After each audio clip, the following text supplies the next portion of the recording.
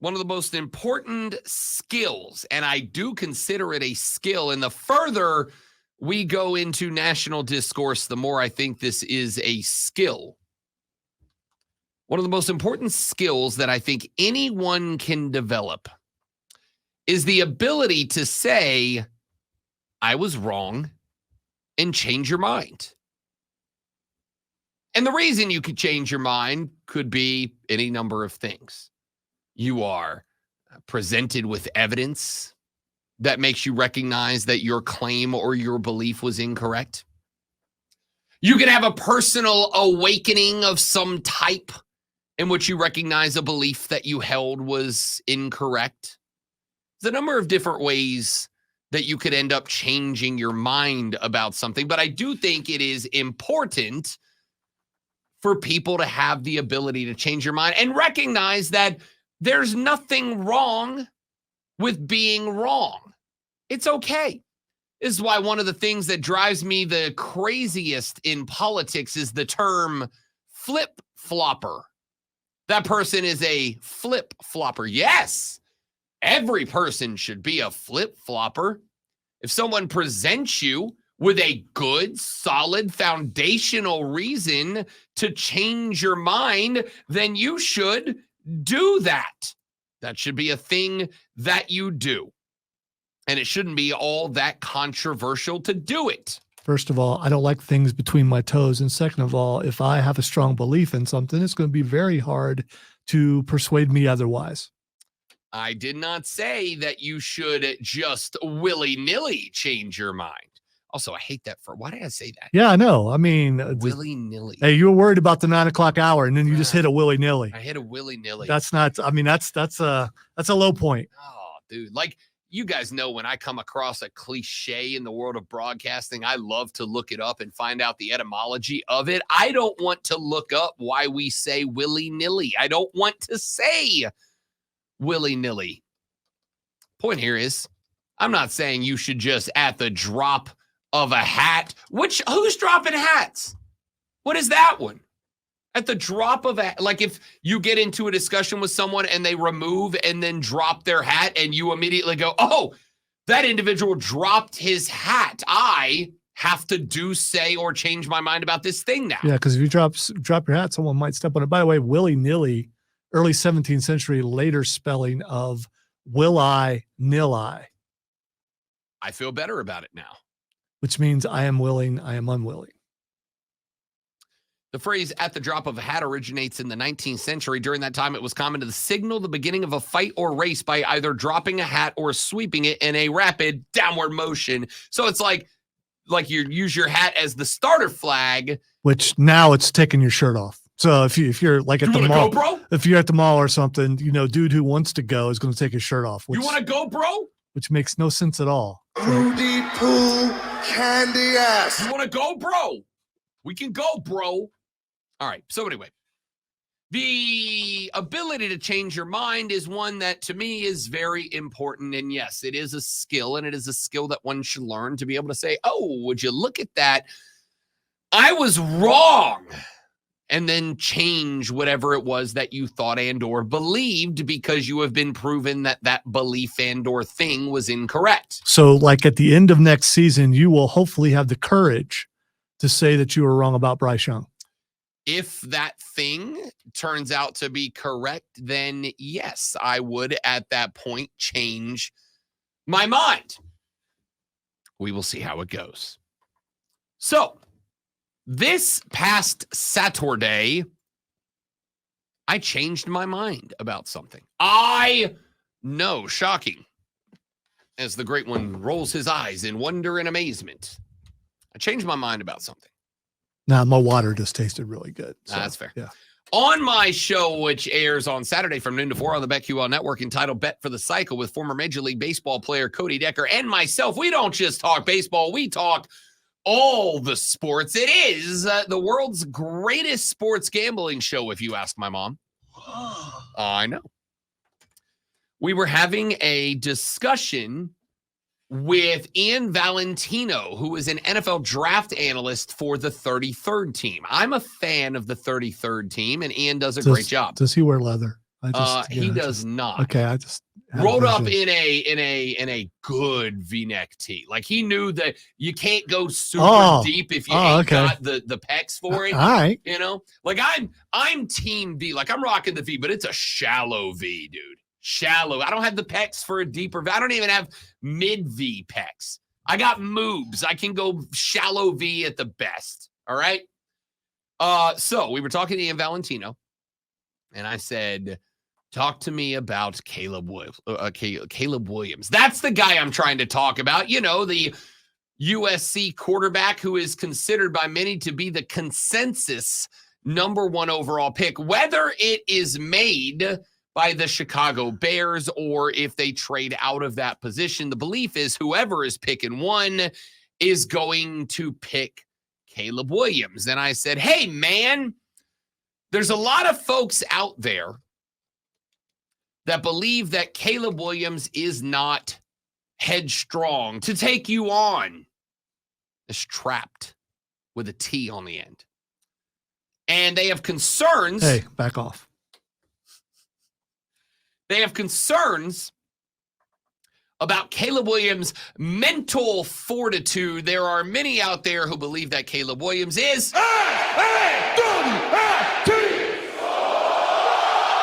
So not mental like Johnny Manziel mental. no, not like wild and out, dog, like soft. And I said, can you talk to me about that? And he said, yes, Rob Brown. That's a wonderful question. Phrased by a broadcasting professional, I would be happy to elaborate. He didn't say that. I was going to say, was that a direct quote? That's what I heard. Okay. That's what I heard in my head. And he said, here's the deal, man. He said, what you are going to hear is a lot of people who say that Caleb Williams gave up on this team, that he gave up on the season after USC lost game 2 and were effectively eliminated from the national championship playoffs. He said, I want you to think about this, Rob Brown. He didn't say this way either. I'm paraphrasing, but you get the point. He said, Rob Brown, I want you to think about it this way. If Caleb Williams decided that he was done, that he wanted to walk away from this team, do you know what he could have done? And I said, what's that, Ian Valentino, NFL draft analyst for the 33rd team? And Ian Valentino said, Rob, he could have opted out. He could have said, yo, screw this. I'm out. You suck, you suck, you suck, you suck. You're cool. Screw this. I'm out. But he didn't do that. He kept playing. He said, I want you to think about this. Bryce Young last year is the number 1 overall pick, the position that Caleb Williams is likely to be drafted by. Bryce Young signed a contract that came with a $24 million signing bonus, which means that Caleb Williams is probably in line for more than $24 million. But in order to get that, he has to, a signing bonus is to sign, which means he's got to be healthy and be drafted. If he goes out there and let's say week 11 and they're taking on, let's say, Arizona, and he, let's say, blows out an ACL, guess what Caleb Williams can't do no more? Sign. And therefore get paid at a minimum a $24 million signing bonus. And Valentino said, Rob Brown, if he gave up on that team, wouldn't he have just went to the bench? And I said, that's a wonderful point, in Valentino.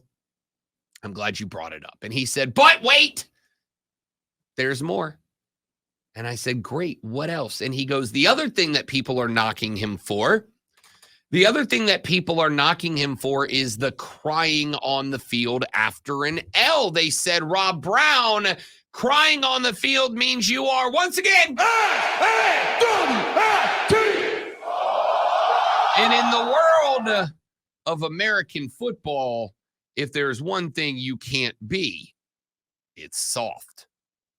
He said, but I'm going to tell you right now, in watching the interviews with this cat, in listening to this cat in the post-game pressers, in deep diving the times that Caleb Williams got a microphone that most of the casuals out there don't have a microphone.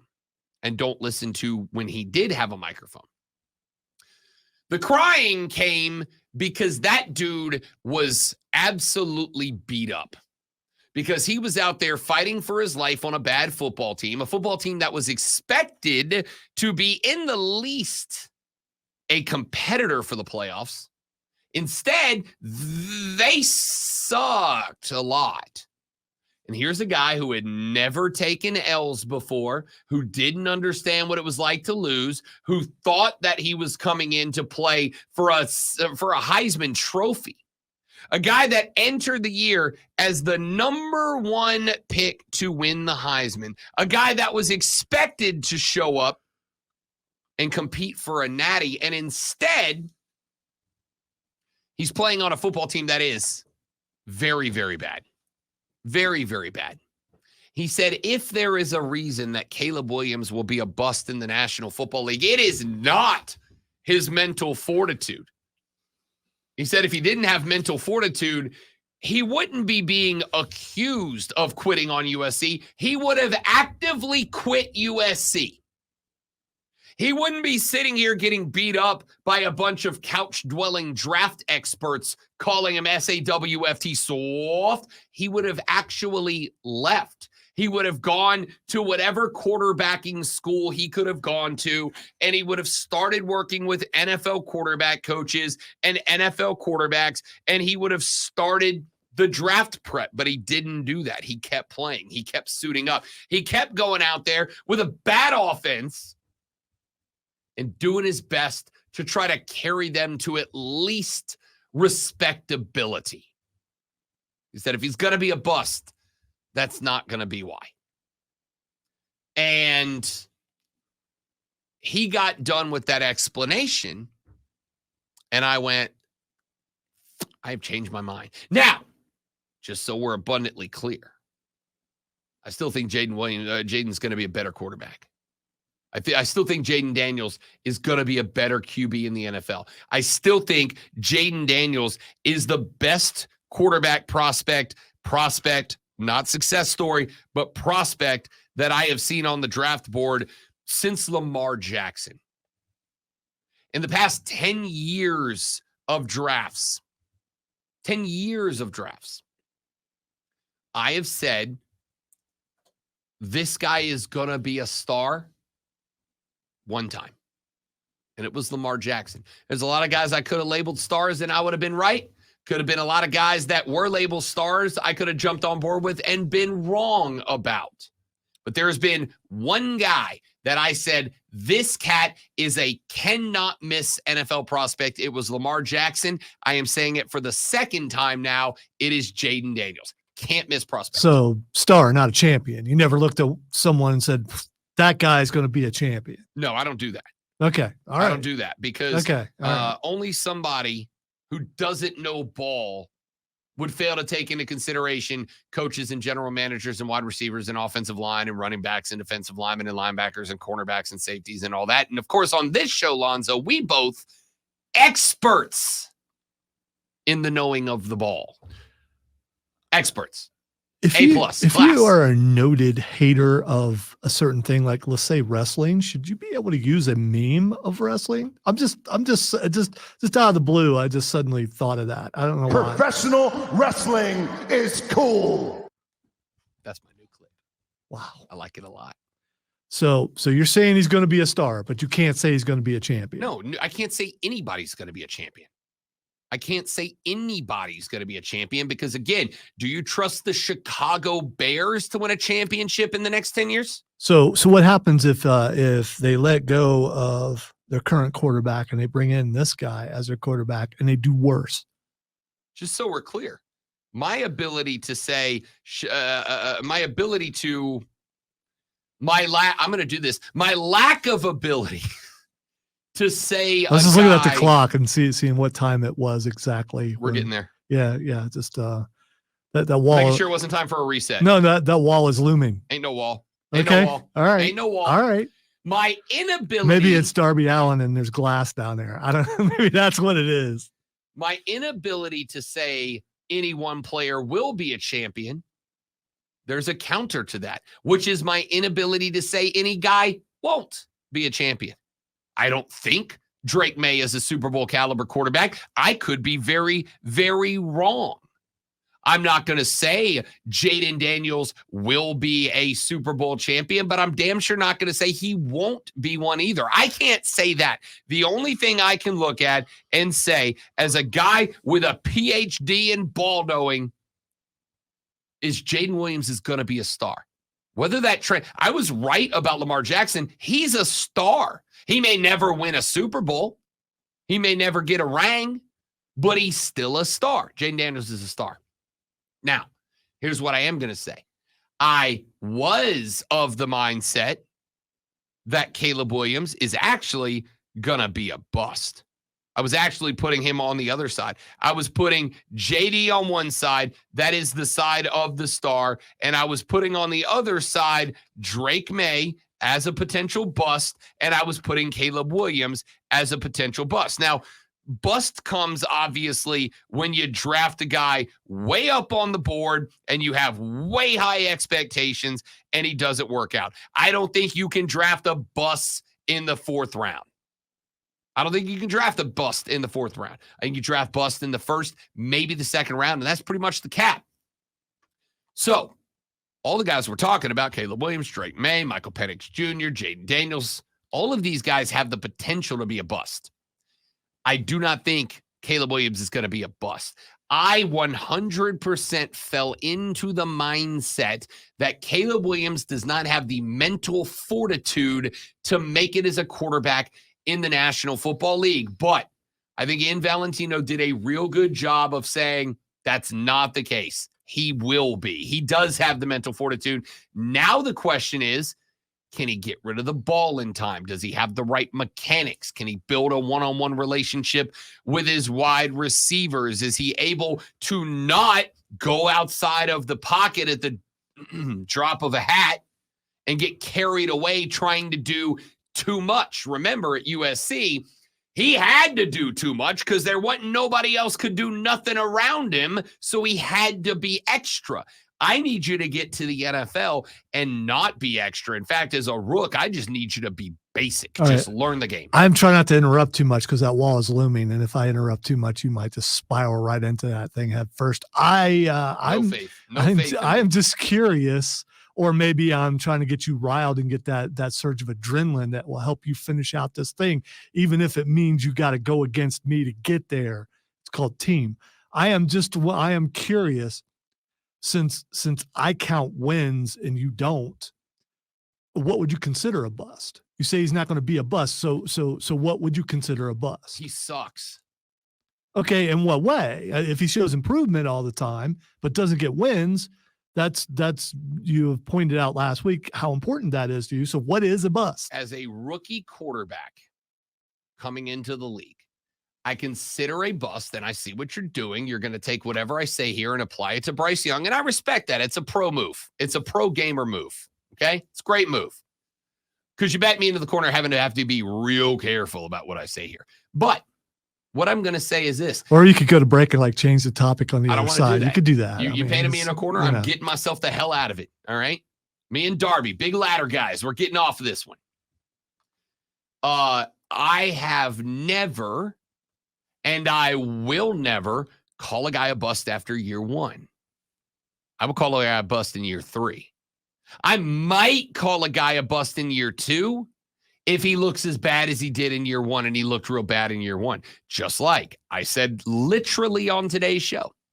When we get to the end of the 2024 National Football League season, I will have numbers that I can paint on to BY and say, okay, I was wrong. He's a bust. Or, hey, man, he's not where we want him to be, but he improved dramatically. And that's the opposite of a bust. These are all things that I can do. So what would it take for me to say Jaden Daniels is a bust, Caleb Williams is a bust? I don't know.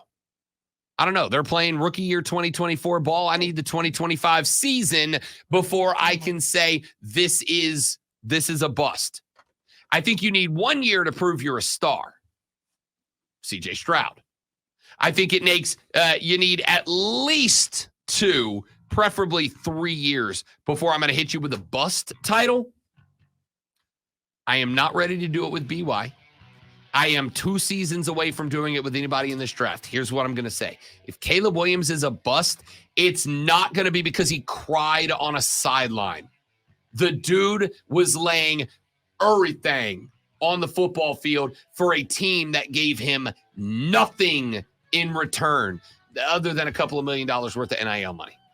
Joy B said, could he have been played? Could it be he didn't quit on the team because it would have caused him to forfeit millions in NIL money? Here's the thing. Cat was making $5 million a year. His signing bonus his rookie year will be 5 times that much. You said the team paid him NIL. That would be illegal.